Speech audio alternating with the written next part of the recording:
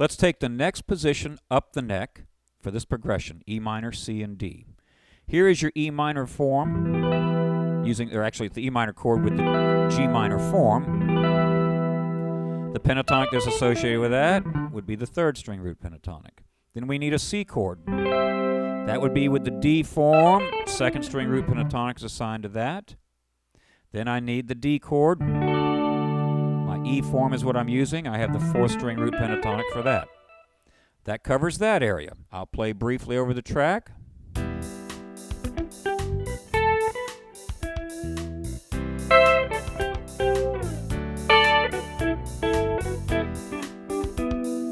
Double stops coming out of the pentatonics. I'm just going to spend a couple seconds on each track, or each time.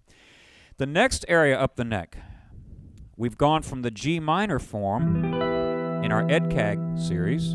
Now we'll be on the E minor form, sixth string root, and it's the E minor form, E minor chord. You probably don't even have to think about this. You know that that sixth string root pentatonic resides over that chord. Now I want to point out, the degree with which you know that, and most beginning players learn that really well right off the bat. It's a quick, easy connection. Let that be the standard by which you want to see everything else. It's very important. Get everything on a level playing field as far as information. Study your weaknesses, not your strengths. End of sermon. Okay, you got the sixth string root pentatonic for the E minor. Our next chord is a C chord. You would be playing the C form. That would be the fifth string root pentatonic. Then we need a D chord. So you would be playing the D form, second string root pentatonic. I'll go to overdrive. We'll do a lead thing on this.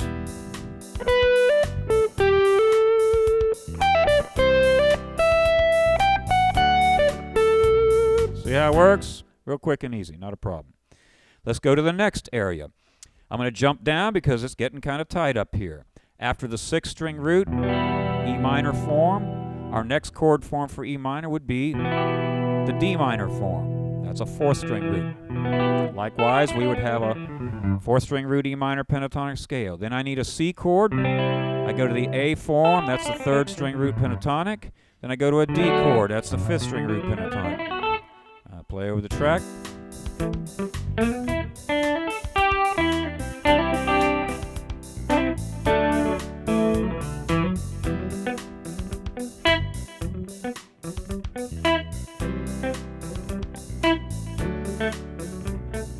Now I want to point out what I just did. Did you hear that little motif over and over again?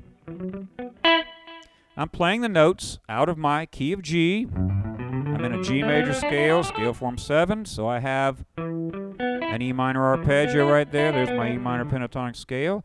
I'm connecting the dots, getting extra notes from the major scale.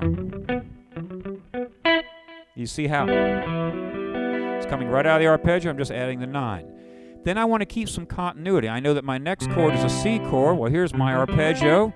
And by the way, E minor is a third higher than C. That's why we have this connection. Do you see how instead of going to the B, that wouldn't be the root of the C chord, it'd be kind of weak, so I go to the C note. Then I go to a D chord.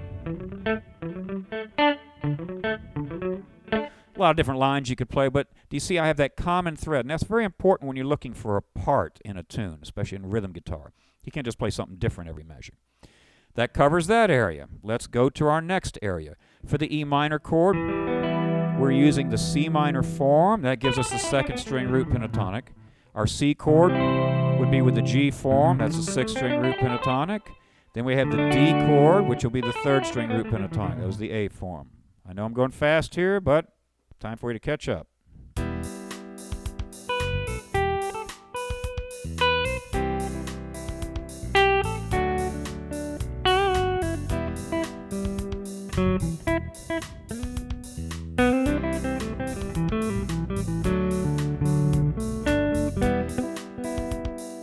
See, you don't have to play fast, you don't have to play busy, you don't have to play overdriven, you can play sweet and pretty and hit the right notes. Great concept. And then we're back over here to the E minor where we started. So do you see how you cover those 5 areas utilizing the CAGED system and the EDCAG system? I hope this will present some information. It'll break this neck up because it can be a bit confusing to assimilate all the information. Go through these positions as I've preached 3 or 4 or 5 times before in this entire series. Spend some time on a progression and preferably like I said, I came up with these last two progressions based on student input. I said, what do you guys want? What's going to serve you? We covered the 1-4-5, the 6-4-5 progressions. Take numerical progressions that are diatonic in nature, they're coming from the major scale. Learn them, and then every time you play a song, analyze a song, and you'll be amazed how you'll see these same patterns occurring. And if you have prepared yourself well, you will automatically know how to handle a series of common chord changes, no matter what key they're